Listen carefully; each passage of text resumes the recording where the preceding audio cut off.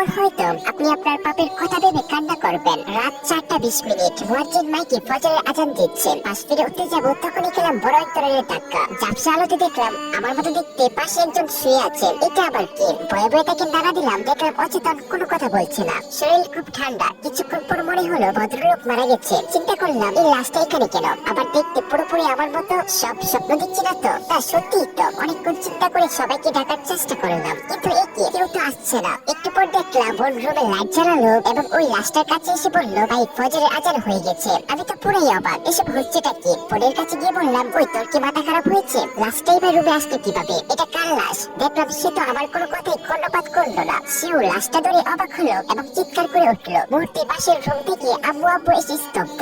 আব্বু দপ করে খাটে বসে লাশটাকে ধরে জাগাতে লাগলো এবং চিৎকার করে বলতে লাগলো, বাবা কি হয়েছে তোর? কথা বলছিস না কেন? কথা বল। আম্মু ব্যাপারটা বোঝার সাথে সাথে বেহুশ। চিৎকারের আওয়াজে চাচা চাচি ভাই ভাবি কাজিনরা সবাই জড়ো হলো। লাশটা দেখে সবাই ইন্দালিল্লাহ পড়তে লাগলো। আশেপাশে কান্নার রোল পড়ে গেছে। মুয়াজ্জিন যখন আমার বাবার নাম নিয়ে বললেন, অমুকের ছেলে অমুক ইন্তেকাল করেছে, তখন মনে হাই ভোল্টেজের শক খেলাম। সবাই আমাকে বাদ দিয়ে লাশটাকে নিয়ে ব্যস্ত হয়ে পড়লো। কাউকে বুঝাতে পারলাম না যে আমি বেঁচে আছি। মনে হলো সবাই পাগল হয়ে গেছে। এক কাজিনকে খেপে গিয়ে একটা ধাক্কাও মেরেছিলাম, কিন্তু দেখলাম সে বিন্দু পরিমাণ প্রতিবাদ করলো না। ফজরের পর লাশটা গোসল দেওয়ার ব্যবস্থা করা হলো। মুয়াজ্জিন সাহেব আরেকজনকে নিয়ে আসলেন গোসল দিতে। দুজন বলাবলি করতে লাগলো, আরে মৃত্যু কার কখন আসে বলা যায় না। এরকম তাগড়া মানুষ মারা যাবে কেউ ভাবছেন? কাল বিকেলেই তো আমাদের সাথে হাসি খুশি ভাবে কত কথা বললো। আমি লাশের পাশে ছিলাম, দাঁড়িয়ে ওনাদের কথা শুনছিলাম। গোসল দেওয়ার পর কাফনের কাপড় পরিয়ে খাটিয়াটার উপর লাশটা রাখা হয়েছে। লাশ ঢাকার জন্য মসজিদ থেকে কালো রঙের কাপড় আনা হলো। সবাইকে শেষবারের মতো লাশ দেখার সুযোগ দেওয়া হলো। এখনো আমার কাছে সবকিছু পরিষ্কার না, কিছু বুঝতে পারছি না। বাসার আশেপাশে প্রচুর মানুষের ভিড়। আত্মীয় স্বজন বন্ধু বান্ধব সবাই এসেছে লাশটাকে দেখতে। কত পরিচিত মানুষ কান্নাকাটি করছে, কিন্তু কাউকে বুঝাতে পারলাম না আমি মারা চাইনি,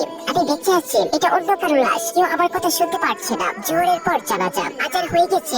লাশ নিয়ে যাওয়ার মুহূর্তে আম্মু আর বোন লাশ ধরে সে কি কান্না! আত্মীয়রাও কেঁদে উঠলো। আহা, হৃদয় স্পর্শী এক দৃশ্য। অবাক ব্যাপার, এর একদিন আগেও ঠান্ডা সর্দি লেগেছিল, হালকা জ্বর ও ছিল। দু একদিন যাবত ঠিক মতো নামাজ আদায় করতে পারছিলাম না, কিন্তু আজ কিছু মনে হচ্ছে না। আমি পুরোপুরি সুস্থ, আর শরীরটাও তোলার মতো হালকা মনে হচ্ছে। যাই হোক, লাশটা চৌরাস্তা ঈদগাহ মাঠে জানাজার জন্য নিয়ে যাওয়া হলো। ঈদগাহ মাঠ লোকে ভরা, একটু জায়গাও খালি ছিল না। বাবা হালকা একটু কথা বলার পর ইমাম সাহেব একটু বয়ান করে জানাজা পড়ালেন। জানাজা শেষে লাশ কবরস্থানে নিয়ে যাওয়া হলো। সেখানে গিয়ে দেখলাম দাদুর কবরের পাশে একটা কবর খনন করা হয়েছে। ঠিকঠাক ভাবে লাশ দাফন করে সবাই আত্মার মাগফিরাতের জন্য দোয়া করতে লাগলো। মুনাজাত শেষে সবাই যার যার মতো চলে গেল, কিন্তু বাবা মা বসে থাকলো। তাদেরকেও জোর করে নিয়ে যাওয়া হলো। অবশেষে আমার কাছে সব পরিষ্কার হতে লাগলো যে আসলে আমি আর এই জগতে নেই।